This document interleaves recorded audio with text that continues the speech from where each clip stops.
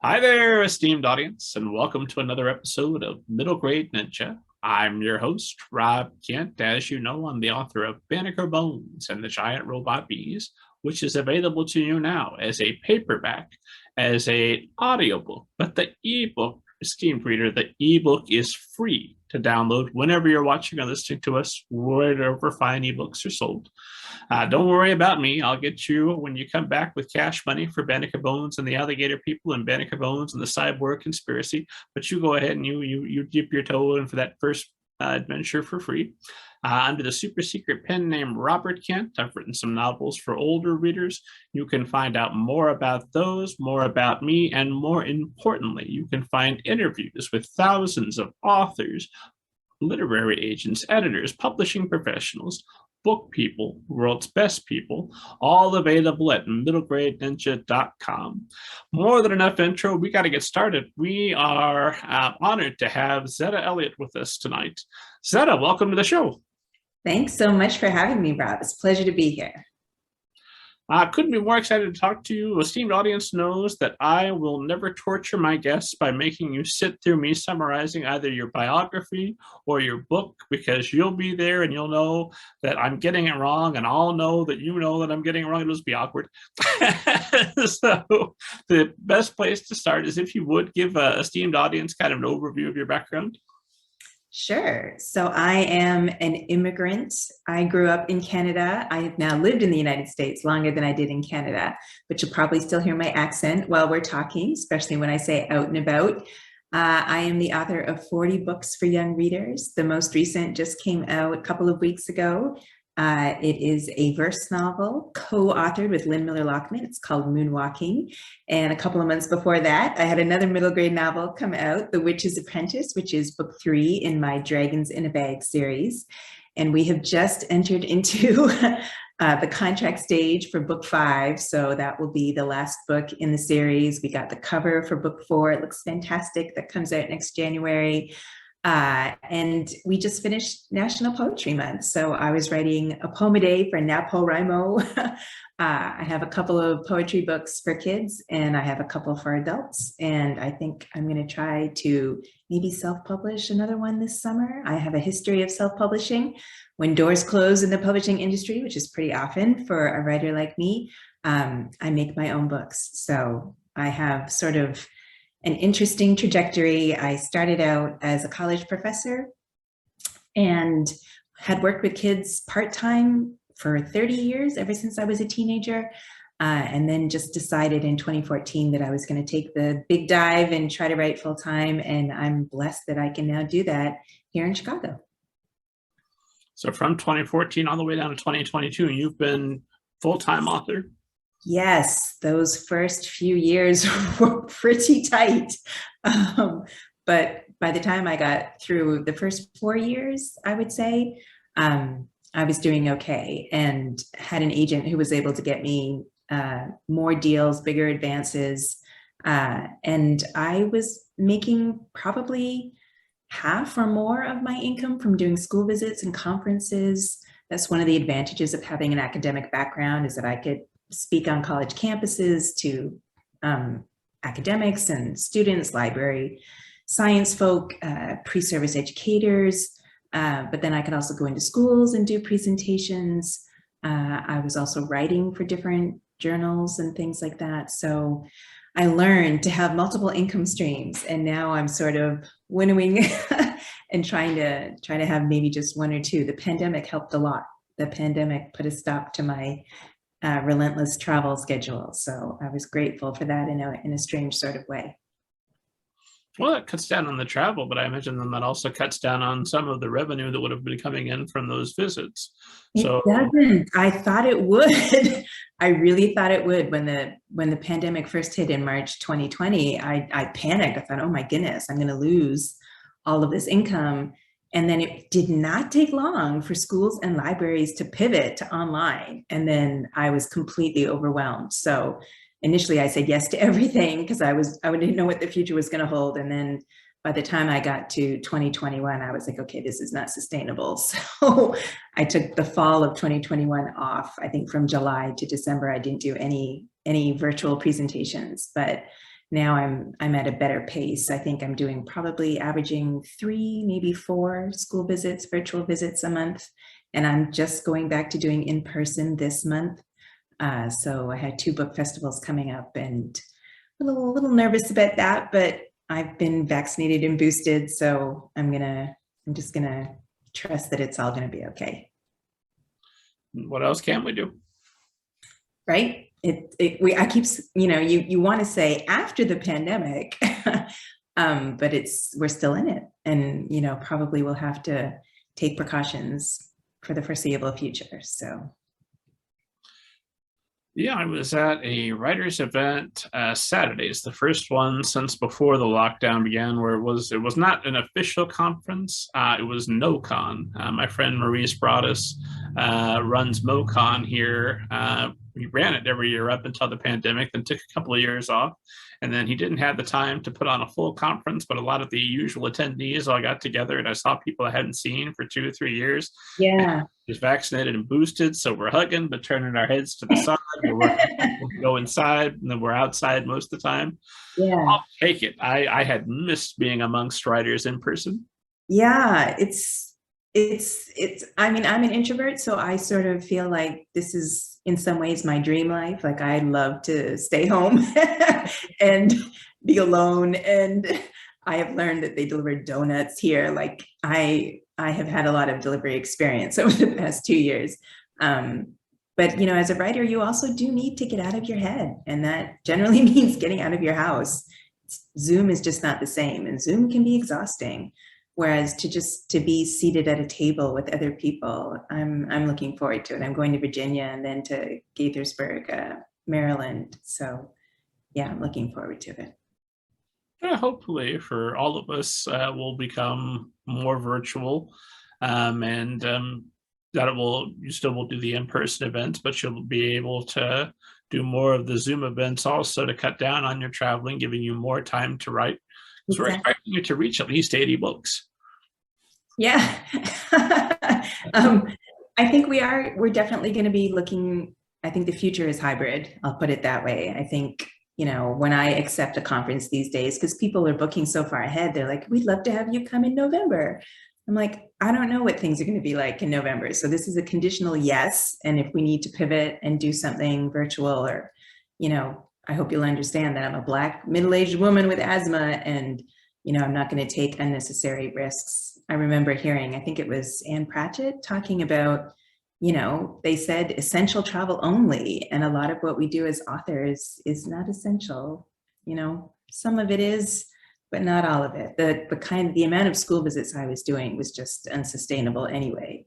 So to have a school district now say to me, we'd like you to do 8 presentations in 1 week for our district. I'm like, so hang on, are all the students in the same district reading the same book? And they were like, yeah. I'm like, well, I think I could do like 1 presentation virtually, and then everybody could, tune in, and you can record it and keep it for a week. And yeah, we have other options. I'm not going to be doing 8 of the same presentations in one school ever again. Fair enough. Seems like that should have been obvious before it became obvious to a lot of people, but hey, we're getting there. There was a time I would have jumped on that.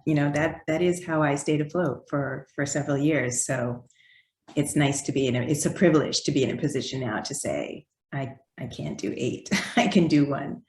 Yeah. And still pay my rent. So when did, you may or may not feel this, but when did you feel that you have made it as an author, that this is going to be a sustainable source of income? This is going to be your primary occupation? Yeah, I mean, it was only probably, I think, 3 years ago that I earned as much as I had been making as a professor.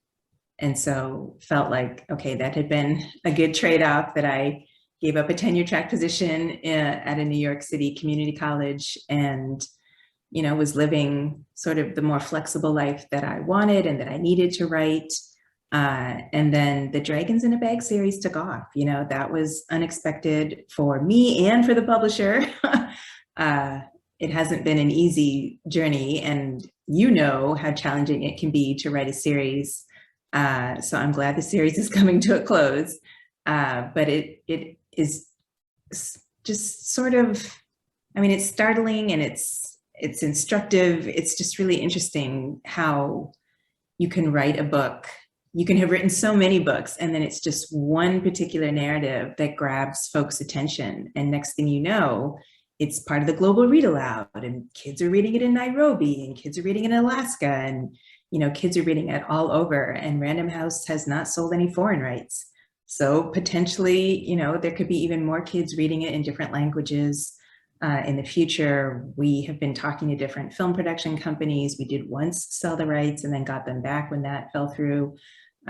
So the idea that this series, I call it my 401k because I no longer have a pension, but it seems as though this series is going to be the one that enables me to write a whole bunch of other things that are not commercial, but just as important to me. Well, honestly, as shaky as retirement plans have been over the past several years, best-selling middle grade series with movie potential sounds, I would take that over a fully stocked. Better bet in some ways, yeah, than trying to trust the stock market. So, let's talk about Dragons in a Bag, and then we'll come back and we'll talk more about your publishing journey. Per my promise, I will not summarize your book or your series. What does esteemed audience need to know about Dragons in a Bag? Well, it is a series that features a 9-year-old boy named Jackson who has decided he is going to be the apprentice of a witch on the brink of retirement. She's known to his family as Ma, even though she is not related. And Ma has sort of run through a series of apprentices. They have not none of them has worked out, and Jax thinks he's going to be different. And he lost his father the year before. His single mother is fighting eviction in Brooklyn due to gentrification. So he sort of feels as though he's invisible in some ways, underestimated in others. He wants a chance to prove himself.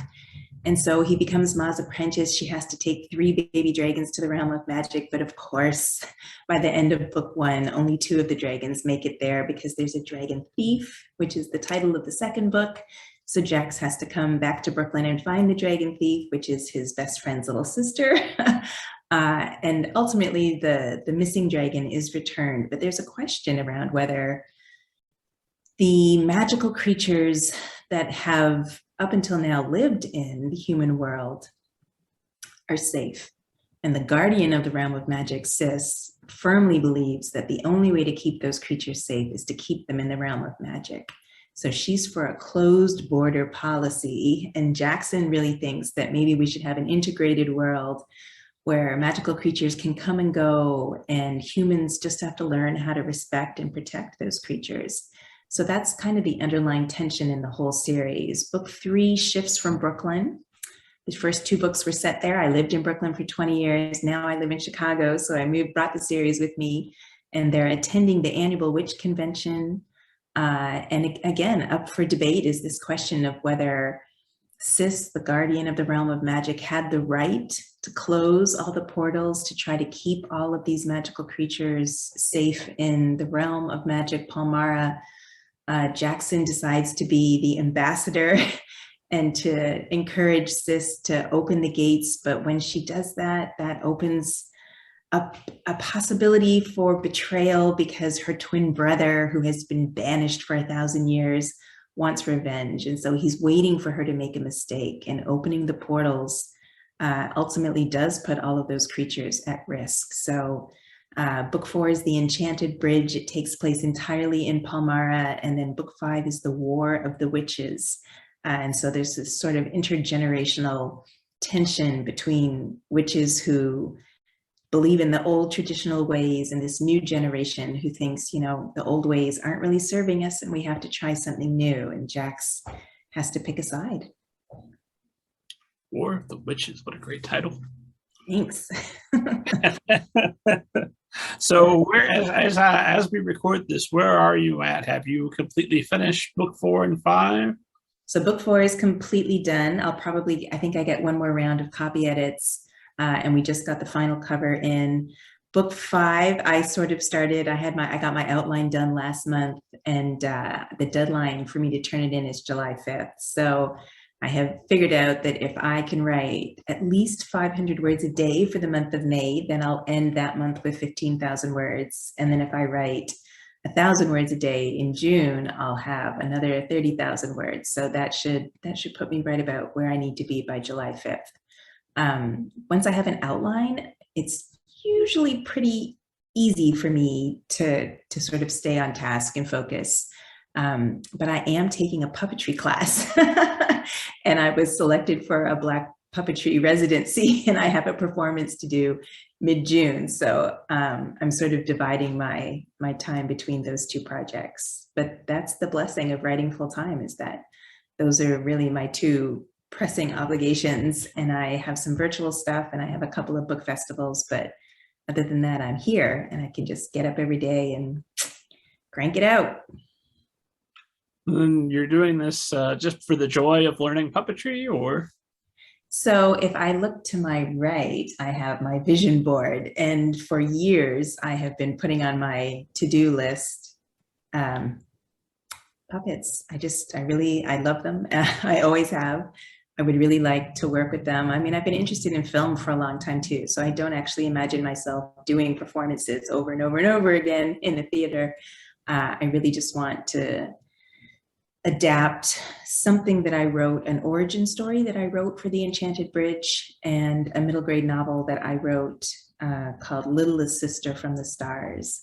And I was learning more about African cosmologies and ideas around human beings being seeds that were cast from the stars. And so I've written this sort of Octavia Butler, or just, so people will call it Afrofuturistic. I don't think of it that way, but it's definitely a little more science fiction-y than fantasy, maybe, although it has a kind of folklore element to it as well. I just think, when you're writing for kids, it was the same thing when I was a professor. I mean, you can become proficient at something and end up in a holding pattern. And then how do you make sure that you're growing? So I wrote my first graphic novel last fall after moving here. And like I said, I'm writing more poetry. I was a playwright in another lifetime, and I have written an adaptation of my young adult poetry collection, Say Her Name. So I just want to make sure I'm sort of using all the different parts of my brain. And when you're a writer and you only think about words, I don't know that that's necessarily good for my imagination in the long term. I think it would be good for me to make something with my hands. So I took a shadow puppet class last month, and I'm taking a toy theater class this month. And then hopefully I'll be able to come up with a way of staging this little script that I've written. And so what else is on the vision board? Buy a home, which I did. Have a room painted black, which I did. My dining room is black. Subversive stories. I think I'm succeeding with that. Security. I think I've reached that financially. A lot of travel, different story ideas. I have this Viking trilogy that I started doing research on. I went to Stockholm in 2019 and then just haven't gotten it done. So I'm looking forward to sort of finishing the Dragon series and maybe not necessarily taking a break from Kidlit, but giving myself my adult projects a chance to develop. I've got several on the go that are unfinished. And so if I turn in book 5 on July 5th, then that gives me the rest of this year to decide if I want to travel, go back to Sweden and do some more research. I started a book about the Amish when I was living in central Pennsylvania. So I need to go back there and do some research. I've got a few projects. Panama, I need to go there to finish a trilogy. So I've got some projects I would like to finish up. And at the very top corner is a picture of 2 little girls, because I am still ambivalent about whether or not I want to start a family. It's when you work with kids, sometimes that's enough. And then other times I think, my friend said to me, "You've got 40 books, like how many more do you need?" And I was like, how dare you? You would never say, that to anyone in another profession. But I'm 50, I turned 50 this year. So if I do want to start a family, it's not now or never, but now's a good time to think that through. Sure. On the other hand, anytime I start wondering what will I do in the future, how carefully should I plan things, I ask myself, what were my plans in 2019? What did I think I was going to do the next year? So we'll see. Right.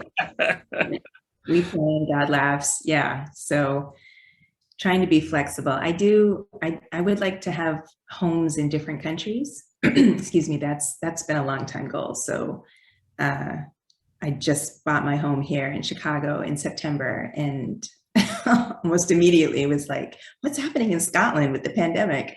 And New Zealand just opened up. That's another country that's on my list. So I would like to travel. I would like to plan something for the summer, but I'm a little concerned about traveling right now. So I'm going to wait and see.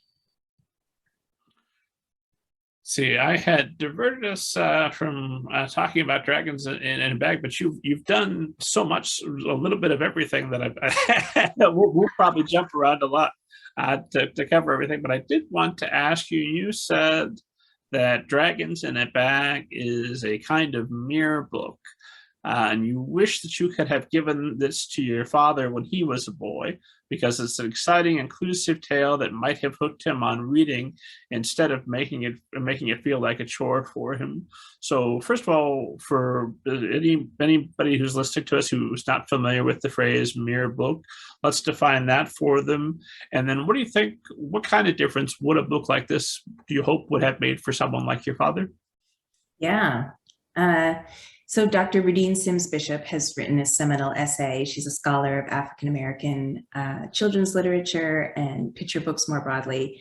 And she has a really important essay called Mirrors, Windows, and Sliding Glass Doors. And she talks about the different ways that books can engage children and can increase their capacity for empathy. And she talks about the effects, positive and negative, when we see ourselves reflected in the pages of a book and when we don't see ourselves. And so for me, growing up in Canada, I was reading a lot of British fantasy fiction. So it was always kind of rich white children living in mansions or castles in England. And I read so many of those books and never read a fantasy book with a Black child in it, that when I started to write my own fantasy stories, I thought I had to write about white kids because I had no example of anything different. And then I had to go through this long, ongoing process of decolonizing my imagination and decentering whiteness. And I really hope kids today are not going to have to go through that. When I look at what's being offered on Netflix, I just think, wow, like there are so, I mean, every single fantasy series that I see, which seems to be adapted from a young adult novel, has a diverse, inclusive cast. And I just never saw anything like that when I was growing up. And certainly my father, who also grew up in a British colony, was a subject of the King of England in, the 1940s in the Caribbean, an small island called Nevis. His grandmother, in an attempt at personal improvement, in addition to going to school, he had to sit inside and read the classics. And I guess she selected for him Alice in Wonderland, thinking he would enjoy that, and he hated it. And I think, first of all, we know how important it is to let kids choose their own books, but to be given that book and to be forced to read it and to hate it, my father came away from his childhood not liking to read novels. I saw him read the newspaper and the Bible. And he was a teacher. He went on to become a high school teacher, and my mother was a teacher, and my mother read constantly. So it's no surprise they ultimately got divorced. But, he was a really outgoing, gregarious person, loved sports, loved socializing. But having a love of books would have just enriched his life even more. And it might have made it easier for us to connect, because I think he felt like many immigrant parents do, that being an artist, being a writer wasn't a viable career. And even when I got my PhD, he was like, why couldn't you become a useful doctor? Like being a medical doctor would have been more practical than having a doctor of philosophy in the family. So I think if my father had had books where a Caribbean boy, went out to go bring the goats home, as he used to say, or bring the oxen home. If he, heard a story or read a story where that boy ended up feeling empowered, had some kind of access to magic, it would have hooked him. He would have been intrigued. He would have wanted to read more. And that's what a lack of mirror books can do, is diminish a child's interest in reading. So we hear a lot about the achievement gap, and especially about Black boys not wanting to read. But, Marley Diaz, young African-American, well, she's a teenager now, she's heading to Harvard, but she started her campaign because she was tired of reading about white boys and their dogs. And so even when we do have new, more inclusive fiction being published, a lot of school curriculum, still features the same old narratives. So it's a challenge to try to make sure that every kid, for every reader, a book, to try to make sure everybody has something that appeals to them, and that they aren't seeing dominance within a genre, that they don't believe, as I did, that magic only belongs to certain people in certain places. Well, a lot of follow-up questions for that. Though I wanted to mention anecdotally, 2 weekends ago, we celebrated my father-in-law's 70th birthday. So happy birthday, Dad, if you're listening. He grew up, he was African-American, and is African-American, but in the 60s in Mississippi.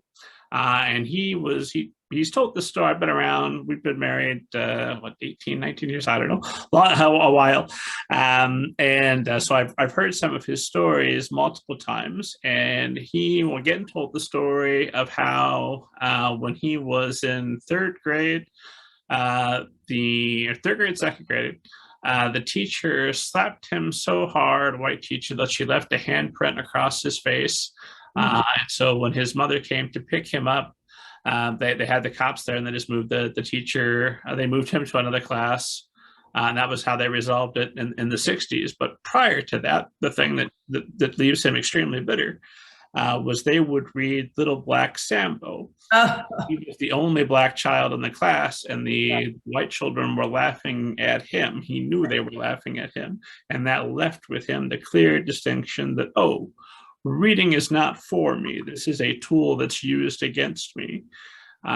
His wife's a big reader. My wife's a big reader, but he has never been a big reader. And it's very clear, because I've heard that story a few times now, that, that experience comes directly from that to not reading later in life. Absolutely. I mean, that's horrific. And it's traumatizing. One of my favorite books in the 5th grade was E. Nesbitt's The Phoenix and the Carpet. And I remember we were reading the book, and then, the teacher would wheel in the VCR card, which was so exciting, and put the tape in the VCR, and we watched the BBC adaptation of the book. But, I went back and looked at that as an adult. It's so racist. And of course, the children, white children, hop on the carpet and take a tour of the British Empire, which means they're stopping in all of these places that are populated by people of color. And, they went to a tropical island populated by savages who said things like ooga booga, and had, and then the book is illustrated. So you've got these illustrations of savages who have afros and bones through their nose. And of course, they're so ignorant that they think the Irish cook who has come along with them is their white queen. And so they're worshiping that. So Nesbitt's taking a dig at the Irish, and at the same time she's taking a dig at these Africans. And I was wondering to myself, was that in the VCR? Was that in the BBC adaptation? Like, I completely blocked it out of my memory. And then I did a presentation at Cal Arts, and the host tracked down video footage of that. And it's white folks in blackface with Afro wigs. Like, it's just horrific. And I think, okay, so here was me in 5th grade, the only Black student in my class with an Afro. Like, what did I do in that moment? Did I completely dissociate and be like, that's not me? Or were my classmates laughing and pointing at me and throwing things in my hair, which they often did? I think it was just so traumatic that I blocked it out. But, I went on to write a story about a phoenix, and it had a British accent. It's so deeply embedded in my mind, that experience of reading that book and watching that series and loving it. I mean, I shouldn't leave that part out. I loved it. And it left a lasting impression. So on the one hand, for me as a voracious reader, I mean, I loved the books that I was reading, but I think, why did my teacher think that that was an appropriate text for us to be reading? I mean, that book was written in what, 1911 or something, 1912? Like, why are you teaching this? I mean, there were so many, we never read any Canadian fiction. Even throughout high school, I never read any Canadian fiction. It was all Great Gatsby and Catcher in the Rye and Streetcar Named Desire, and Shakespeare. That was what we read. It was the plays of Shakespeare and US lit. So yeah, it's frustrating to me, and also very gratifying now to have so many teachers reach out on social media with photographs of their students holding my books, and making artwork and just being so excited about the series. And I always thank them. I'm like, thank you for caring enough about your students. Even if you don't have students of color in your class, thank you for making sure that inclusive fantasy fiction is part of the curriculum, because it matters. It matters just as much for white children to see kids of color centered as it does for kids of color to see themselves in the center of a narrative. So for you, I know I've heard you talk elsewhere about some of your first stories were written to be, I think Dickensian is the word. You were writing the style of Charles Dickens, which first off is just intimidating to me, just full stop. Because that language is a little bit beyond me. So how do you go about the process of decolonizing your imagination? I think you phrased it. How did you go about that? It's hard and it's an ongoing process. And I encourage anybody who's interested in doing it to try to be as compassionate towards yourself as you can, because I would say I started from a place of rage, and I was really angry because I had consciously tried to write like Charles Dickens, and that had served me well in high school and college, because writing an essay, sure, my intro might have taken me 2 or 3 pages, but I finally got around to my 5-paragraph essay. And professors were always impressed with my vocabulary, and my writing was very formal. I wrote in a very formal British style, antiquated British style. And then I got to the US, and I started reading African-American fiction, especially women's fiction. And I met all these Black women in graduate school who were writers. And one of them read one of my stories and said, "Oh my God, your writing is so British." And it was the first time that was not a compliment. It was the first time that I was actually kind of horrified. And I just thought, uh-oh, I'm not British. I'm not trying to sound British. I want to sound like Alice Walker. I want to sound like Toni Morrison. And so I had new role models, but I had to learn that I didn't have their life experiences. I didn't have their cultural experiences. There was no way I was going to be able to write like them. I shouldn't aspire to sound like anyone but myself, which means that I probably always will sound a little bit British in my writing.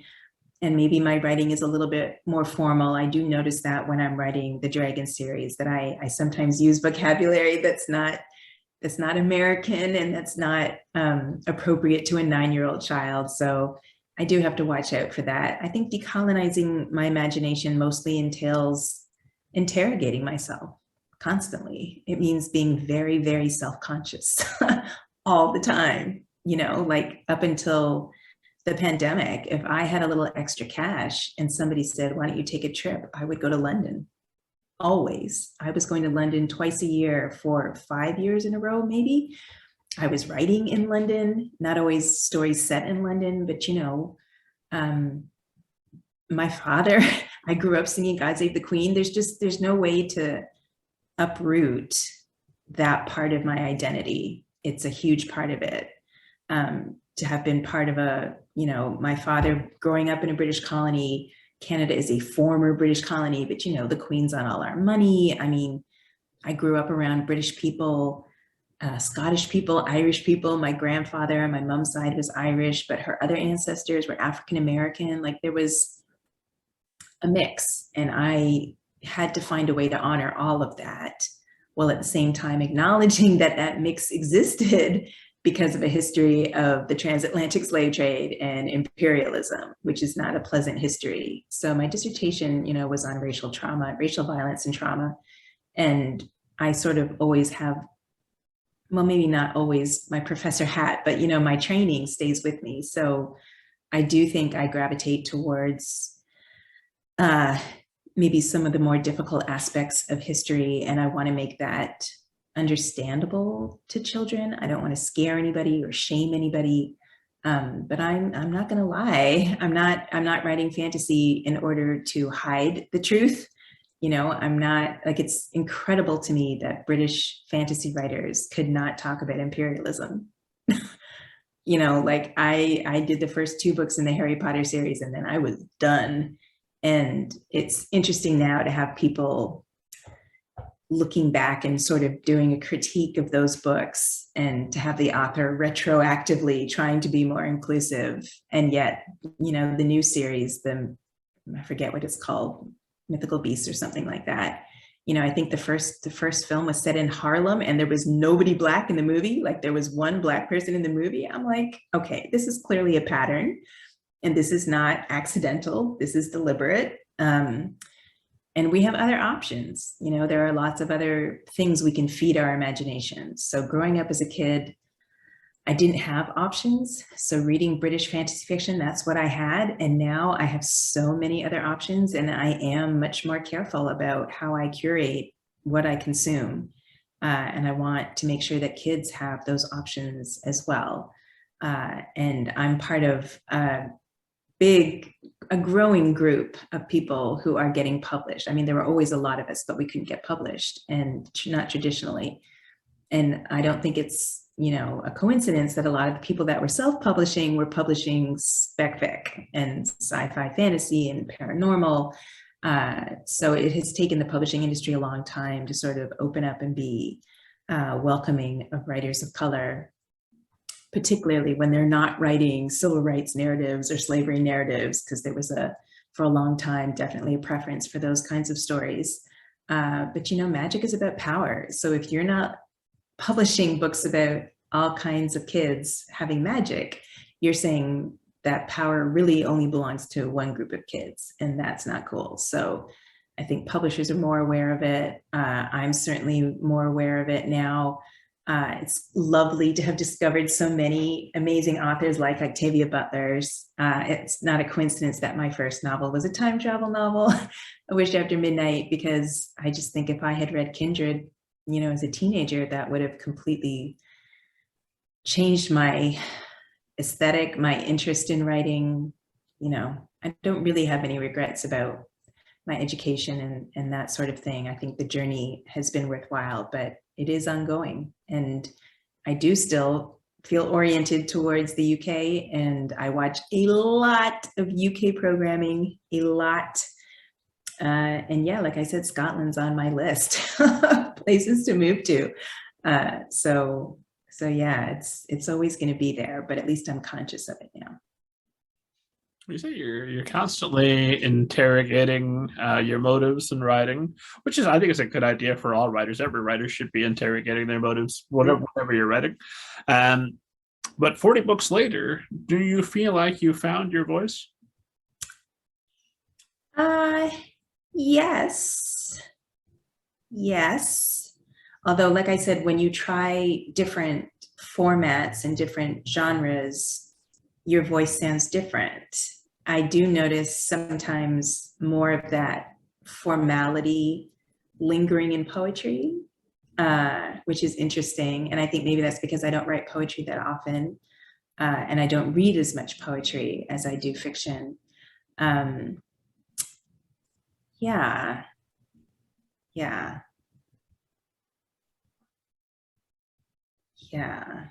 I think, I hope that my voice continues to evolve, like, I think, I was just telling a friend how frustrated I am that someone will say, we'd love to have you do this event. Could you send us a headshot? And I am somewhat obsessed as a middle-aged woman with having a current headshot on my website. So I take headshots every year. And I know some authors, they took a headshot in 1984 and that's what they're going with. They're just going to use it for the rest of their career. And I don't want to do that, right? I want to be like, this is what I look like right now. Here's my photo. But I could send my headshot to somebody. I just did this last week, and they went and pulled their favorite picture off the internet. And And it's frustrating because I feel like I'm sure you prefer me 10 years younger and 10 pounds lighter, but this is what I look like right now. And I think when it comes to voice, I look at A Wish After Midnight, that time travel novel, and I wrote that in 2002 or 2003. I don't think I'm ever going to write a book like that again. And it is that much closer to my Dickensian days. So it is a bit more formal, and it's long. And then the sequel to that was even longer. And I can't imagine like when people are like, oh, you're writing a Viking trilogy. I think they imagine me writing like, 3 500-page tomes. And that is not what I'm going to do. Like, I really am trying to write in a way that's more dense, because then I can have shorter books that say more. I think I'm more interested now in texture and how I can create texture in my writing, as opposed to writing extended descriptions of various scenes. There's not a lot of exposition in my books, and I don't think there ever will be again. And I'm okay with that. So yeah, I think I can hear my voice more clearly, but I also, the more I investigate my past, my parents' history, my grandparents' history, I'm sort of really keen on genealogy. The more I learn about the history of the place where I live, I think that impacts my voice as well. So I don't think I would ever want somebody to read something and go, oh, I know who wrote that. That's Zetta Elliott. Like, I think I would rather be known for the themes or the topics I write about, rather than having a very distinctive voice. Now I'm just thinking, I would like them to say that is a Rob Kemp book. I like that voice. Good news, there's more of them. Buy them all. I'm happy to keep writing in exactly the tone you prefer. But I wanted to ask so many different questions, but as far as learning more about your genealogy, learning more about the place where you're at, and that impacts your voice, is that just unconsciously or subconsciously seeping in? Or are you actively cultivating that? Yeah, that's very deliberate. So that's one thing I can say that I do have, is sort of a formula for how I write. I'm very interested in Black history, and so I tend to land in a place and start doing research, and I usually can come up with 2 or 3 verifiable historical facts, things that are generally agreed upon, and those become my parameters. But if I was trying to make a fence with those 3 facts, it would have a lot of holes in it. And that's sort of where my imagination comes in. So I am often writing about Black women, and there are a lot of gaps in Black women's history, unfortunately. But that's sort of the power of the imagination. I was talking to a librarian friend in Brooklyn the other day, and she said, how has your writing changed now that you're in Chicago? And, I don't think that moving locale necessarily changes my voice. However, I moved in here, I think on September 27th, and October 3rd, I opened a document called The Boy in the Lake.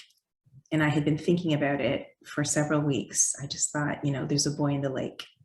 Why is there a boy in the lake? Who is the boy in the lake? And my dissertation was on lynching. So of course I know about Emmett Till. I did not know his house was so close to where I live. So I walked over and looked at his house and the memorial garden to his mother across the street. And I decided, The Boy in the Lake is Emmett Till. So that's a book, it's a graphic novel. I would never have written that in Brooklyn.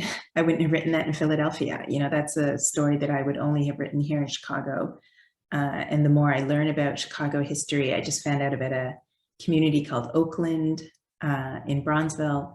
And there was a rather posh gated community called Aldine Square. And then by the time we get to the Great Migration, World War I, it's been almost entirely taken over by African Americans, and these mansions have been turned into rooming houses.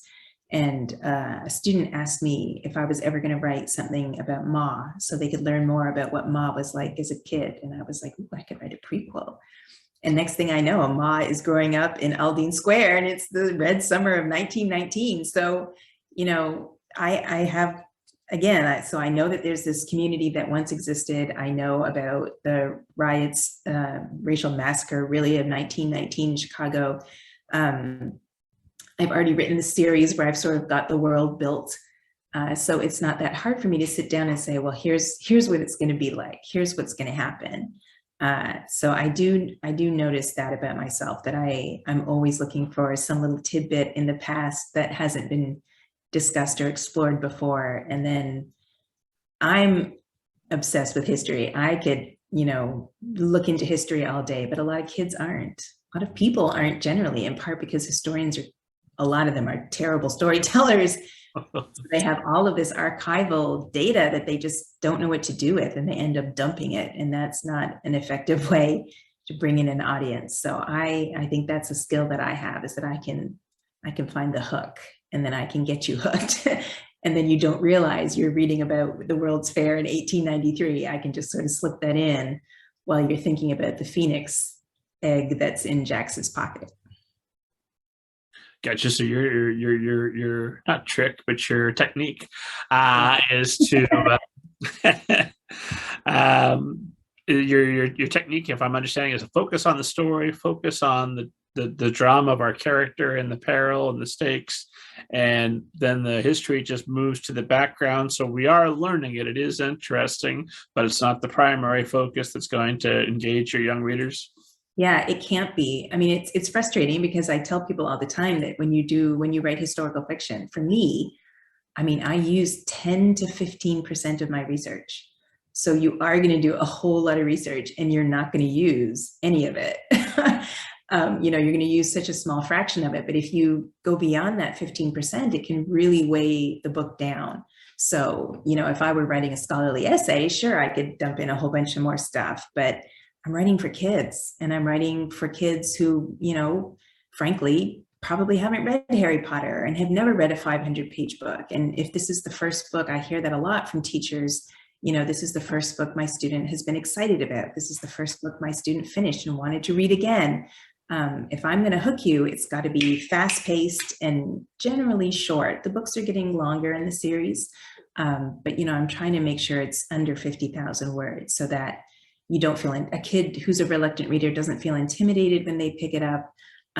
Parents who are doing read alouds, a lot of parents, I was very surprised by the number of parents who said, I'm reading this with my 4-year-old at night. We do a chapter every night before bed. Never imagined a 4-year-old as the audience for this series, but that's wonderful. It's become a family reading, experience. And then a lot of schools chose it for their one book, one school program, which means everybody from K to 5 is reading the same book. And I do a lot of K to 5 presentations. So being able to talk to such a wide range of ages and have it all sort of make sense, that's pretty special. What's been your favorite reader reaction so far? Probably the photos where parents or teachers show a kid who looks like Jax holding up the book saying, he looks like me. I never had a book with a kid on the cover who looked like me. I never saw my name. I had a parent, South Asian parent, who said she was reading the book with her, gosh, maybe 3-year-old and 7-year-old, and their names were Vikram and Kavita. And she was just like, she was like, I never had this growing up. So a lot of times it's parents saying, I'm still healing. I remember what it felt like to be invisible. And so for a parent to sort of heal at the same time that they're giving their kids this exciting adventure where they feel seen, that's really the main thing I'm trying to do, is to say, I see you, Kenny. I see you with that picture of your dad up on the wall, and you scratched his face out. I think I might have done that myself a couple of times, but you miss him desperately because you're wearing his fishing vest, and Kenny's dyslexic, trying to make sure I'm including as many different kinds of kids as possible and using different names. I regret that during the pandemic, I didn't have couldn't find really an opportunity to do the kind of research I needed to on Quiche as a language and a culture, but, putting that in book 3 and, trying to include some Quiche words. And, we have a large Latino population here in Chicago, in the United States generally, but it's often assumed to be Mexican. And we have so many, Latinx kids who don't speak Spanish. That's not their mother tongue. They speak indigenous languages. So trying to make sure that you're representing indigeneity in a respectful way, and, yeah, representing folks with disabilities, representing folks on the gender spectrum, especially in this moment where, so many school boards and ridiculous state assemblies are trying to ban books that, finally give marginalized kids a chance to feel seen. It's all that more important to be deliberate and to be intentional and to be open and vocal about what I'm doing. One of my books, A Place Inside of Me, looks like it's about to be banned in Hanover County, Virginia, and I'm going there in a couple of days. And my publisher hired private security, because when you look at the school board meetings, it's essentially a mob. It's a mob of white parents foaming at the mouth and screaming at school board officials. And when they invited me, my first question was, is Virginia an open carry state? And it is. So it was like, okay, so here we have this county official saying my book is anti-police. I don't particularly think I feel comfortable relying on the police to provide security at this event. So my publisher's hiring security guards. It's just like, how did we get here? Like, this is not what I thought I was signing up for, but it doesn't hurt me, frankly. If they ban it, it's probably going to sell more, but it hurts those kids. Like, if you don't want your kid to read it, fine. Your kid doesn't have to read my book, but why would you try to take it away from every child in the county? That's where we are. I've unfortunately spent a lot of time over the last 4 or 5 years asking why. Why are you like this? Why are you doing this? But that's a whole nother long podcast that we're not going to get to tonight. But when you're up against that sort of opposition, obviously you got to go there. You got to show them that, hey, this is happening. You can't wish this away. This has been happening. But why is it important to continue to go there in person as opposed to maybe a Zoom visit? Yeah, so I was pretty surprised, and I haven't been to this community, this county, so I don't know what the dynamics are, but it seems like the book is being banned. The impulse to ban the book is coming from one particular area, and then the book festival is being organized by a neighboring community, and I get the feeling there's probably some competition there. There may be some class issues. I'm not sure. But, progressive people all around the country are standing up. Thank God, that they see what's happening, and they don't want that to be, representative of their entire community. I mean, if you said to me, what do I know about Virginia? I'm like, seat of the Confederacy in Charlottesville. I don't have anything really positive to say about Virginia because I haven't been there to spend much time. We used to drive through on our way to Florida.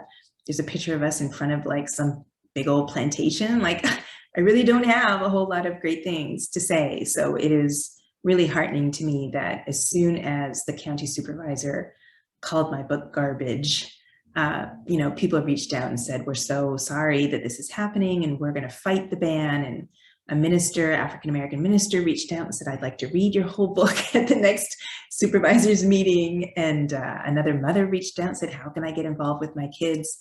And then to have the theater owner say, you know what, we're going to start a book festival.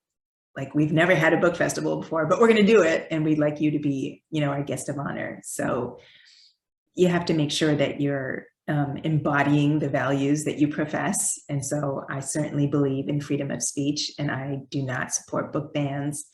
And I want to make sure those folks feel supported. I mean, the librarian at the school, what she's gone through, and having, being terrified her name's going to be published somewhere or her address because she knows how she might be targeted. And, she shouldn't be apologizing to me. It's not her fault. And so to be able to get them tickets to the event, that was one small thing I could do. And I said, I'd love to do a school visit. And I thought a Zoom would be a better idea because then everybody in the whole county could tune in. But they wanted me to go to one particular school and they're live streaming it. So I'll be doing it live, but other schools can also show up. There's a Black-owned bookstore, and I'll be going to the bookstore in the afternoon. There are a lot of politicians coming to dinner and the reception afterwards. They've really put a lot of thought into this, and they are engaging their entire community. This is an opportunity for people who feel silenced or scared, to be in the majority and to say, here's us, this is our team. We're team freedom of speech. We want kids to have access to books. I mean, it's a rather dubious distinction, right? To be the only county in the country that found a problem with this book. This is a book that won the Caldecott Honor Award. It was a National Council of Teachers of English notable poetry book. It was an ALSC, Library Services for Children, notable. I mean, it's a book that not every, but so many children's literature professionals trained in the field have deemed worthy. And to have a small group of people who think that they don't need to respect that kind of training and expertise, that their opinion matters more, and that they should get to decide what kids have in their hands. It's not good. It's not good. So I think the community wants to stand up and make a show of their own values. And I'm happy to be there to lend my support and to thank them for theirs.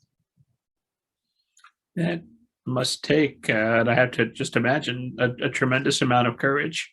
I don't know that I would have that courage to go there. But of course, you go there and they see you, and the people in the community who say, this isn't us, this doesn't represent us. And I understand. I'm in Indiana. We're the former head of the Ku Klux Klan.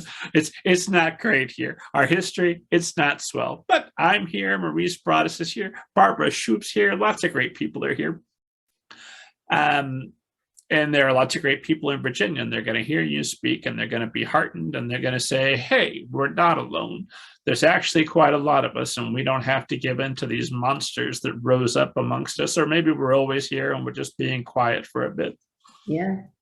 Yeah. I think, I just imagine, what example are you setting for your children? This county supervisor who calls the book garbage and he puts it on Facebook. And I just think, if you have a problem with the book, there are lots of different ways you can talk about it. And frankly, you can make your own book. Like, if you're so concerned about your values not being represented, make a book. That's what marginalized people have been doing forever, right? We couldn't eliminate white supremacist texts. So we wrote counter narratives. We produced something to stand in opposition to what was there. So this idea, just the sense of entitlement, right? That what I want should be what everybody has to live with. And I just think we just came out of a pandemic. What teaching involves. It's hard. It's really hard. It's not the same thing as parenting. But if you don't like what's happening in your school, homeschool. Take your child out and keep them at home and homeschool. Then you get to call all the shots.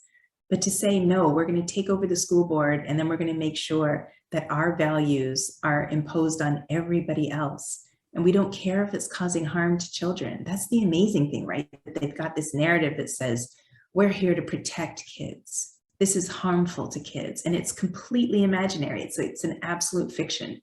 But, Democrats have not been that good at coming up with their own messaging to counter that. So, it's really important for writers and artists and people who understand storytelling and fictions and messaging to sort of get on board and go down there and say, here's what I want to model for children. If somebody doesn't like something you've made, that's not really nice. It kind of sucks if somebody says your work is garbage. But if you believe in yourself and you believe in what you're doing, I'm going to be spouting all kinds of positivity messages, motivational stuff when I'm down there. In addition to doing my standard presentation, which is about racism in publishing. That's a part of every book talk I give. So it's funny that they have a problem with this book, because I've written a whole lot of stuff that is more controversial, but I guess they haven't found it yet.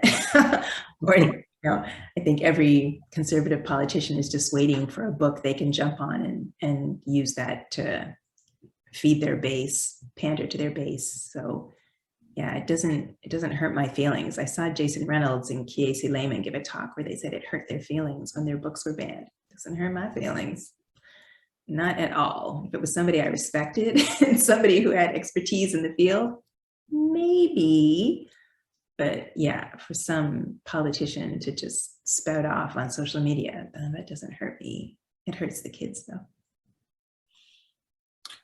Well, trying to expect such ignorant people to have a clear argument for why this book and not that book, or to read. By God, reading leads to empathy, and technically secular sources that would disrupt their faith and way of seeing the world. New information would get in there and really make it hard to continue to believe what they want to believe. They've got to pick the biggest, broadest target they can. Yeah. It's hard for me to be apolitical when this type of stuff comes up, because they're not apolitical. They absolutely mean us harm. They do. And people have long tried to pretend that children's literature was apolitical and that it was just entertainment and light and fun. But everybody has known all along that all of our books for children are embedded with messages and with values. They're coded. And so, there are reasons why Dr. Seuss books, some of them were pulled, right? There are some of them we don't use in the classroom anymore, but you can still have a conversation about how the content of a book can be harmful. And I think that's really what they're afraid of, is that conversation, right? If they're worried about an illustration that has police and a Black child who's angry about a police-involved shooting in his community, what they really don't want is to have a conversation about racial profiling and police misconduct, right? So they're just going to say, this book is anti-police and we're going to pull it from the shelves and nobody ever talks about it ever again. Instead of saying, there are people in our community who have a different relationship to the police, and here's why, here's what it's based on. But they don't want to have that, there's no nuance, right? It has to be, the police are always right, the police are always good. That's how we see the police. Therefore, that's the message that should be promoted in every book in our library. And any child who's having a different experience, a different lived experience day after day after day, you don't matter. And we're not going to protect you. And we don't care if you feel silenced or shamed or excluded or traumatized. None of that matters. You don't deserve a book that's a mirror. Only our children deserve books that are mirrors. So, it really is about making sure that all the empathy is reserved for one group of kids and for nobody else. To think that that's the value you want to teach your child, that's just a disgrace. It is. It makes me wonder, two-parter. One, you said that you had started off writing in rage. My one question I have for you is, when did you ever stop being enraged, or have you been able to? And does that continue to fuel you? And how do you make that useful rather than just impotent rage? And also, how do you maintain hope? I lost quite a bit when I saw 3 million more people voting for Donald Trump the second time around. I was like, oh my God, what was ever the point of who would I write these books for? Who's going to read them and have thoughts?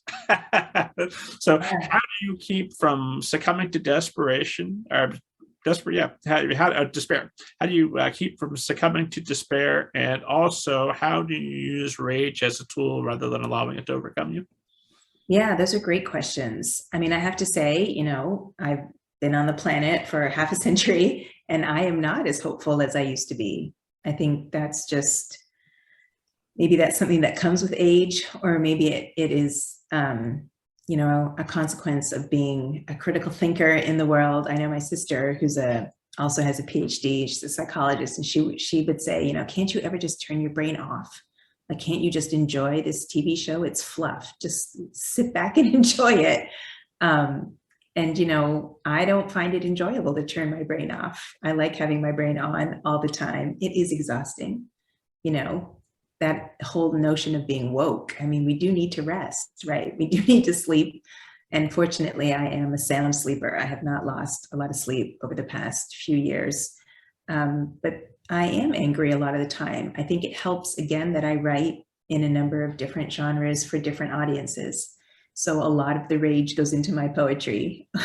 I was looking at, the poems I had written since my last collection of poems, American Phoenix. And yeah, you can just see them getting grimmer and less hopeful. And then I would have to force myself, Mariam Kaba is an activist who said, hope is a discipline. And it's something you have to work at every day. You have to make a commitment to it. And I have a responsibility as someone who works with kids. I'm not going to walk into a classroom and be despondent. I'm not going to walk into a classroom and foam at the mouth. I'm there to embody possibility, and I'm there to model ways of dealing with your emotions. And that is the whole point of A Place Inside of Me. You know, it's called A Poem to Heal the Heart. It's all about honoring your emotions. And I don't have a problem saying to kids, you know, I don't always feel hopeful. I felt kind of blue today. I've lived with depression and anxiety since I was a teenager. I talk about that a lot, mostly with teenagers, not so much with younger kids. But, you know, we need to talk about mental health. We've got a crisis in our schools and in our communities because kids are struggling coming out of the pandemic. They were struggling before. I'm a firm believer in talking about ways to transform rage, so that you should allow yourself to be angry. There's no shame in being angry. There's a lot to be angry about, but staying in a place of rage isn't productive, right? Because all you want to do is scream or hit a wall or whatever, or eat a dozen donuts. So how can we turn rage into something helpful? How can we heal ourselves and maybe help someone else as well? And so, you know, what I'm going to be doing in Virginia is a poetry writing exercise, and we're going to talk about how to express our feelings and what are some tools I could give you so that the next time you feel something, you can sit down and write a poem. Because when I first started to write poetry, it was because I was too angry to form coherent sentences. And poetry just required fragments. You know, it was a good way to get anger out on the page really quickly, especially for writing free verse poems. So I think in terms of my rage, it definitely comes out more in my writing for adult audiences, which I think is appropriate, but I don't try to tell kids that I don't get angry, because I'm human and everybody gets angry sometimes. And then, you know, when I say to them, you know, what makes you feel hopeful? What makes me feel hopeful? I also spend a lot of time in nature. That's one of the things I love about my neighborhood, is that I'm right close to the lake. And I'm very close to the Garden of the Phoenix in Jackson Park. And there's a meadow there and marshlands. There are so many birds. Like, there are things that I can do to take care of myself, especially my mental health. And being in nature is a big part of that, especially because it's spring and things are growing and blooming. And, you know, you're just reminded that there are cycles. And if it feels like we're in a cycle of, you know, things not growing and things stagnating and things rotting, then that's just part of the cycle, because what comes next is growth and life. And so I can look to nature, and I'm pretty good at writing poems where I start off in one position, and but by the end of the poem, I'm in a different position. So if I can't do that myself personally, I think it's okay to acknowledge that to young people. You know what, I had the blues today and I didn't feel like getting out of bed, but I did. And I went for a run, and then I felt better. And then I had ice cream for lunch. You know, like I don't always get it right. And I think it's okay to tell kids that. But rage is important. Rage is, if you're not feeling something, then we've really already lost, because, you know, we have to continue to be outraged by mass shootings. We have to continue to be outraged by book bans. It can't become so commonplace that we just sort of shrug and move on. You have to still be indignant, and we need that outrage.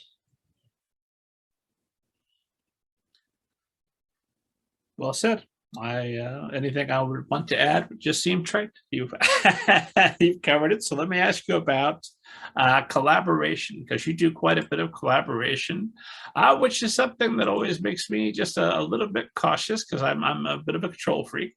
But you'd alluded to the wonderful illustration and a wonderful, memorable illustration, A Place Inside of Me, where you're talking about fear, and the protagonist is on his bed, curled up, frightened, and there's the blue and the red lights coming through the window, and we know he's terrified because presumably there's a police car nearby.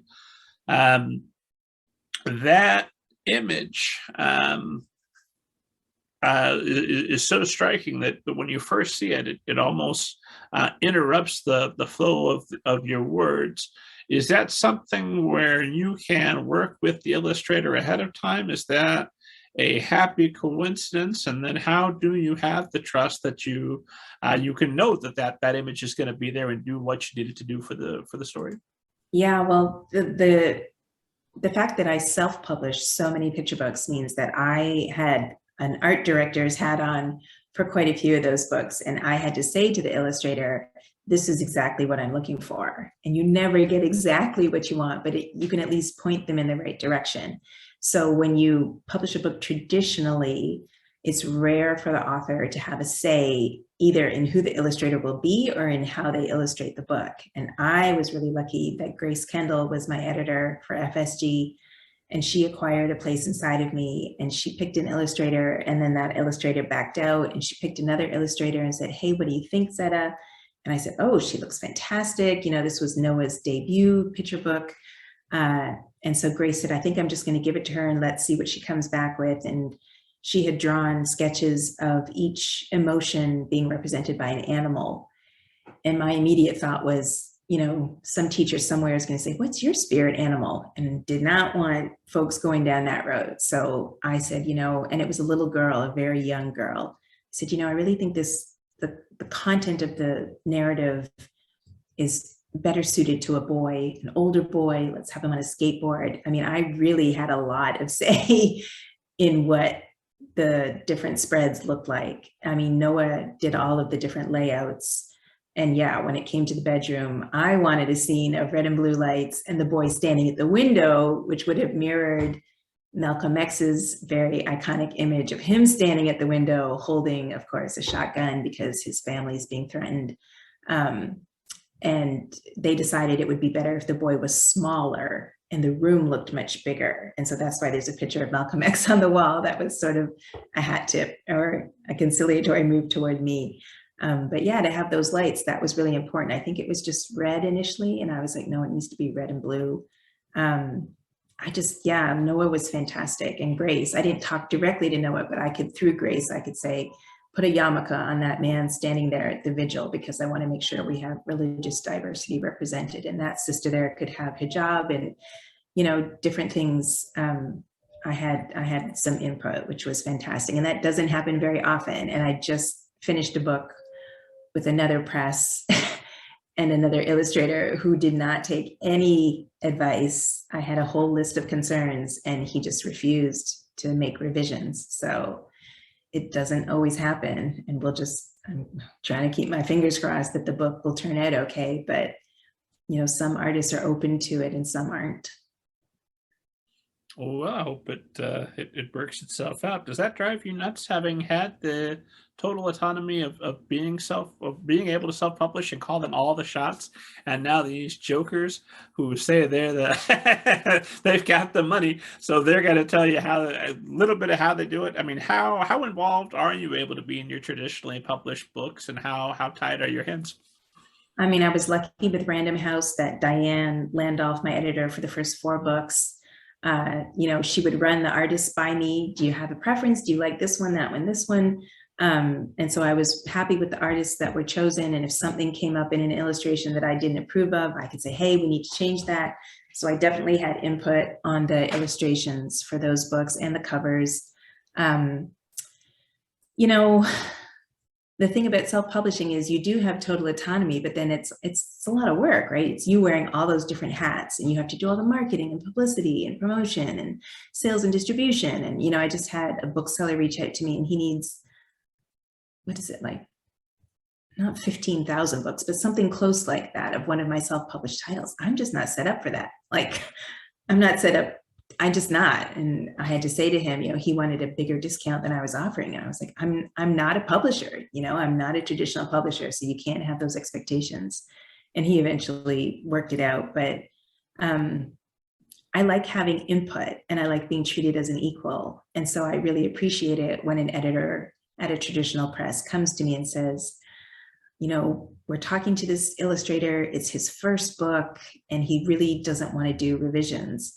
And I can just say, you know, it is not unreasonable to be asking for this, this, and this. And you can let him know that 2 debut illustrators, women who did a book of mine, it launched their career. So this is his opportunity to have a really profound impact and to make a statement and to, I mean, you know, I just thought he's just not putting the effort in. And it's his first book. He's, of all the people seated at the table, right? He's the one with the least experience making picture books. All of the rest of us have experience and he doesn't want to listen. So then it isn't really, there's nothing you can do at that point. I'm like, okay, well, we tried and he's not interested. So I won't be working with him again. But yeah, I'm not at a point in my career where I can just pick and choose who, I mean, Jacqueline Woodson can pick whatever illustrator she wants. I don't get to do that. But if you have the right editor, then hopefully their vision is closely enough aligned with yours that you end up with somebody who's a good fit. It sounds like, I mean, who knows why anybody does anything, but it sounds like a lot of insecurity and masquerading as perceived brilliance. I'm in control, so I can't possibly be wrong. There's no need for me to feel insecure. I'm going to do all of this my way. I'm an artist. I know what I'm doing. I'm like, you are, but you're used to doing portraiture, and portraiture has limited storytelling capacity, right? Like, again, people think picture books are just somebody scribbles something on a page. I'm like, no. You have text, and then you have to fill in some of the blanks with your illustrations. So you're storytelling with pictures. You're still storytelling. So if you choose to take, you know, a stanza of a poem and just put a butterfly on the page, a close-up of a monarch butterfly, you haven't said anything. But guess what? Butterflies are migrants. And we're writing about African Americans. So we can link this to the Great Migration. So you could do pencil drawings that show streams of migrants, you know, moving forward. And with the, I mean, there are lots of different things you could do, but that's far more sophisticated than just painting a butterfly or painting, you know, to say people can dance with joy and you've got the face of one person on the page. That's not telling a story. But I'm sure it will be a beautiful portrait because you're excellent at portraiture. So I think, yeah, there's a sense that, well, I know what I'm doing because I'm a trained artist, and you are, and you make beautiful portraits, but that is not what is required of a picture book illustrator. You're a storyteller, and that's a very different thing. And it occurs to me that I refer to the folks at Random House as jokers lovingly. You're all invited on the show. You're all excellent, I'm sure. So I'm watching our time. It's flown by, but I've got to know about your day, because from the outside it just looks exhausting because you're working on so many things. What does, on a day when you're not waking up a little bit glum, going for a run, and then having ice cream, a good day, a good creative day, what does that look like for you? Probably still, you know, so I wear a pedometer. I try to get my 10,000 steps. So, I mean, I have to say that I love staying home. So if I have a day where I have like a fridge full of groceries, or I've decided I'm going to order like a vegan burger and fries and a vegan milkshake, yeah, I'm going to get on the treadmill off and on, watch a show while I'm on the treadmill to make sure I get my 10,000 steps in, probably not all in one go. I'll break it up into parts. I watch Amanpour. I'm a bit of a news junkie, so I watch a lot of news. I watch BBC, I watch the NewsHour, I watch the local Chicago show. I watch a lot of TV. Like that never used to be a big part of my schedule, but it is now. I usually allow myself 2 episodes of a show that I enjoy, sometimes more. I make sure I try to read for at least half an hour. I got closer to 45 minutes in yesterday and today. So I sort of have a routine, but it's not a schedule. So all of these things need to happen in one day, but they don't have to happen at the same time. And then, you know, when I'm writing 1,000 words a day, if I'm on deadline, I'm trying to finish a book, it is possible I will sit down at my computer at 11:30 p.m. and write my 1,000 words before midnight, and then I'll just go to bed. I never stay up past midnight. I always go to bed at midnight. I do wake up early. I don't know what, I guess that's middle age. Somehow I always wake up before 6 a.m., but I don't get out of bed until 9. I'm listening to NPR, I'm listening to the news, and I'm checking my inbox. And yeah, so I sort of ease into the day, and I always have oatmeal for breakfast. and I have something sweet. These days it's banana bread because I made a banana bread, but I did have ice cream. I ordered delivered, had ice cream delivered. And then of course you want to add things to the delivery. So then I got some chips, but I also made vegan chili. So I did, I had my vegan chili and brown rice for lunch, for dinner rather, after having ice cream for lunch.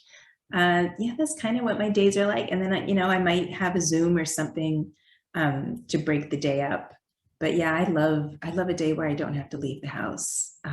Or if I do, it's just to go for a walk in the meadow and to see the birds I love living off peak. So like I try not to go out on the weekend because there's too many people.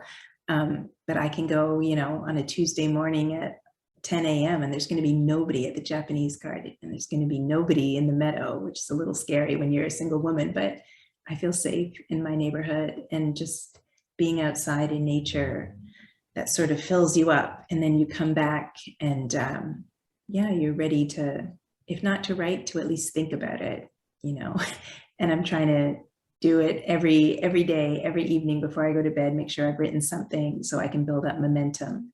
And that's basically what my days are like. Zetta, you're killing it. You have as much ice cream as you want. You every day for lunch, if that's what you want to have, by God, go for it. I do wonder, since getting out there in nature is so important to you, what do you do? I know the Chicago winters are brutal with that wind coming right off of Lake Michigan. I'm Canadian, so all this talk. Oh, but it doesn't phase you. Winters, I mean, the wind is real. There are days where, it's really, really cold. But Cosby Cabrera is a children's book illustrator and author, and she lives in Evanston, and I was up there last year. And every week we walked around the lake and Northwestern campus, and we didn't miss a week. Like the winter, I don't know if the last couple of winters have been milder than normal. But yeah, I got some snow pants, and we didn't miss a week. It wasn't that intense. So I went to college in Quebec, and if you have been in Quebec in February, then you know what cold is. So I haven't had anything like that yet. It does get a little nippy, but if you're dressed for it, then, and it's a good way. Again, if you want to be alone, go out on a cold day because nobody is out. Go out on a rainy day. Nobody goes to the garden when it's raining. So inclement weather is not a deterrent for me. Well, that makes sense. I grew up here in the Midwest, just too warm and too soft. And my first winter was, why would anyone choose to live here? One question I have to ask is, Steve audience knows that I ask everybody, they wait for it. Zetta Elliott, have you ever seen a flying saucer and or a ghost? So the ghost, I can't say that I have seen one, but I have certainly sensed one. And when I was a child, there used to be a man wearing a top hat and a cape that came out of my closet and stood at the foot of the bed. And my sister saw it too, so it wasn't just me. So there was that experience in terms of ghosts. And then a flying saucer, my friend and I, we used to sit on the promenade in Brooklyn Heights, and we are pretty sure we saw a rocket. I don't know if it was a spaceship, but the way it moved right across, everybody there was like, did you just see that? So maybe it was some clandestine military experiment on a base in New Jersey. I don't know, but yeah, that's what we saw. Well, this has been an absolute pleasure. I so appreciate you making the time for me and for esteemed audience. And you're going to keep writing. You've got another 40 books to get to 80. So as you do, come back and we'll do this again. For tonight, my final question is always some variation of, if you could go back toward the start of your career, middle of your career, wherever would have made the biggest difference for you, and give yourself some advice that would have helped you and might help all of those who are watching or listening to us right now, what would you go back and say? Have your own clear definition of success. And it might change over time, but so many of us start out and we want to be on the New York Times bestseller list, and we want a 6-figure contract, and we want, lots of shiny stickers on our book. And that doesn't happen for 95% of writers. So I think you really need to know why you're in it. And I did reach a point where I was like, well, what if you never win an award? And what if you never make money off of what you're doing? And what if nobody reads your books? Would you still write? And the answer was yes. So I think I've always been, later in my career, I have been clear on why I'm doing what I'm doing. And I don't compare myself to other people because you can see, folks getting 7-figure deals for books that don't seem like they're very good and haven't won any awards. And it's just not a meritocracy. So you really have to understand why you're doing what you're doing and to find satisfaction in things that are meaningful to you. Like the parent that tweets a picture with the kid saying, he looks like me. And, you made that kid's day. For one little shining moment, they feel special and they feel seen. And, that's worth a lot. It's not a 7-figure contract, but it's a reason to keep doing what you're doing. So that's what I would say. Have your own definition of success. That's the perfect note to end on. Where can esteemed audience find you online, follow you on social media and all that good stuff? On Twitter and Instagram, my handle is @Zetta Elliott, and there are 4 T's and 2 L's in my name. So you have to make sure you've got them all or you won't find me. And I'm on Facebook, author Zetta Elliott. I have an author page, and my website is zettaelliott.com. That's where my blog is. And as always, esteemed audience, head to middlegradeninja.com for interviews with more authors, editors, literary agents, book people, the world's best people. Download your free copy of Banneker Bones and the Giant Robot Bees. It will change your life. And God willing, I'm alive. I'll see you next week.